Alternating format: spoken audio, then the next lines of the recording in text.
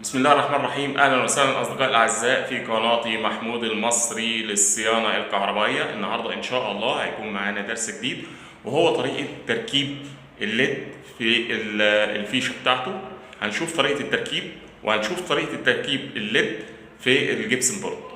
يلا بينا. زي ما انتم شايفين معايا دلوقتي ديت فيشه الليد، اوريها لكم اهي. هنا بيخش راس الفيشه ديت بيخش فيها 220. هنا في مقاومه بيحول لي التيار اللي داخل.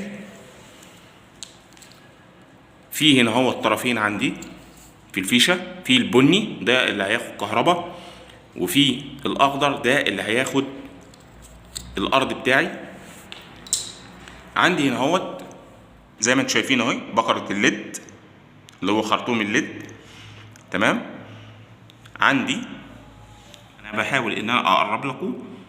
انا عندي هنا طرف، في طرف موجب وطرف سالب. لو انا عكست الفيشه حطيت الفيشه بالعكس الليد مش هينور معايا. تاني معلومه عاوز اقولها لكم، احب ان انا اقولها لكل اخواتي الفنيين المبتدئين، ان انت لما تيجي تاخد طولك في الليد خلي بالك من حاجه هوريها لك دلوقتي. ان انت لما تيجي تقطع الطول بتاعك حاول ان انت تيجي عند الفاصل بتاع الليد. لازم اقطع من هنا. لو انا قطعت من اي جزء تاني في الخرطوم الليد كده انا بوظت الخرطوم بتاعي. هوريكم ازاي طريقه تركيب الفيشه، تابعوني. زي ما انتم شايفين معايا الفيشه اهي، وادي الخرطوم بتاعي اهو.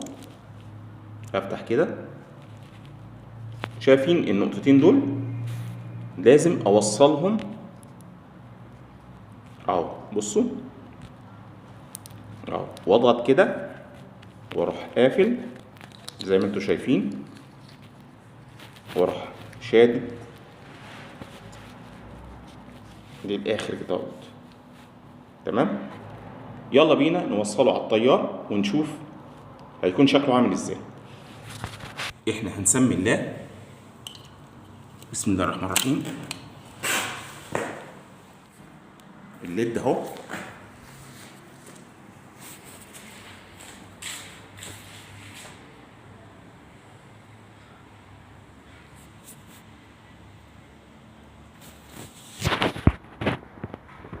دلوقتي احنا هنقوم وهنركبه في الجبس بورد.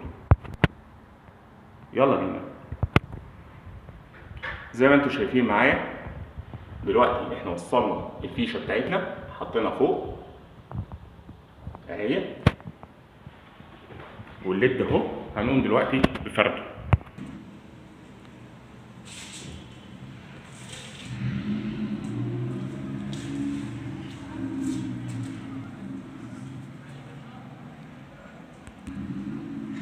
نكمل بقية التركيب.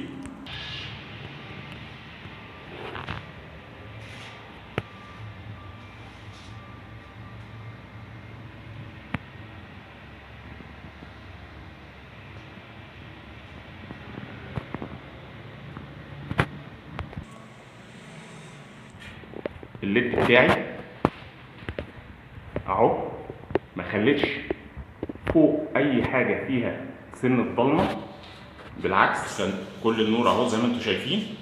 هنبتدي ان احنا نقطع الخرطوم بتاعنا دلوقتي اهو. الخرطوم اهو واصل. تمام. هوريكم ازاي نقطع. قبل ما نقطع لازم نفصل وحده الاضاءه لعدم حدوث شورت. زي ما انتم شايفين دلوقتي انا كده فصلت الكهرباء بتاعتي.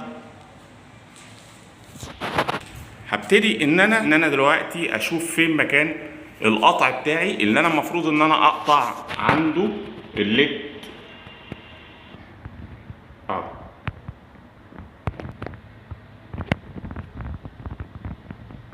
هنقطع في الجزئية ديت اهي ونشوف. ده نهاية الخرطوم بتاعي اهو، هوصله فوق وكده ابقى اكون انتهيت.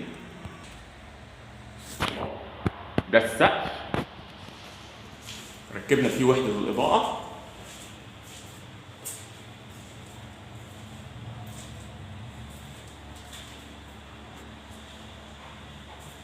وبكده نكون انتهينا. ويا ريت لو أول مرة بتشوفنا يا ريت ما تنساش تشترك في القناة وتعمل إعجاب وتفعيل زر الجرس ليصلكم كل جديد. مع تحيات أخوكم محمود المصري.